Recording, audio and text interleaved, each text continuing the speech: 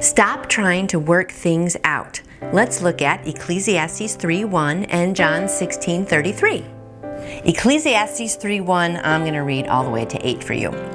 There is a time for everything, and a season for every activity under heaven. A time to be born, and a time to die.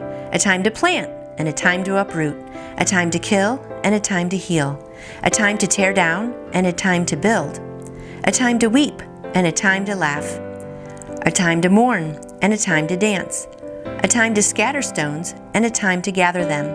A time to embrace, and a time to refrain. A time to search, and a time to give up. A time to keep, and a time to throw away. A time to tear, and a time to mend. A time to be silent, and a time to speak. A time to love, and a time to hate. A time for war, and a time for peace. And then John 16:33, I have told you these things so that in me you may have peace. In this world you will have trouble, but take heart, I have overcome the world. Stop trying to work things out before their times have come. Accept the limitations of living one day at a time. When something comes to your attention, ask me whether or not it is part of today's agenda. If it isn't, release it into my care and go on about today's duties. When you follow this practice, there will be a beautiful simplicity about your life, a time for everything and everything in its time. A life lived close to me is not complicated or cluttered. When your focus is on my presence, many things that once troubled you lose their power over you.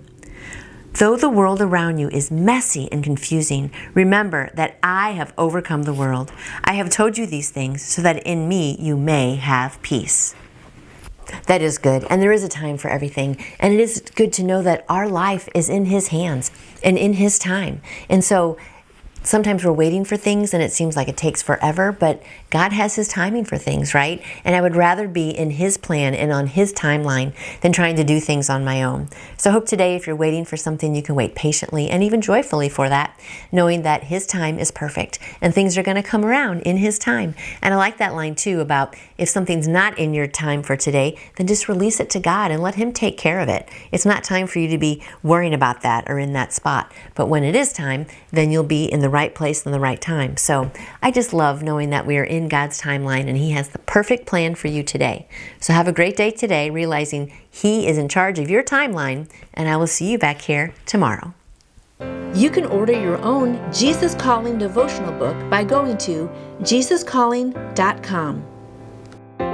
And I would love to answer any questions you may have about faith in Jesus. Just email me through my website, nancyjoytoyou.com. And I hope you go out and shine for Him today. See you tomorrow.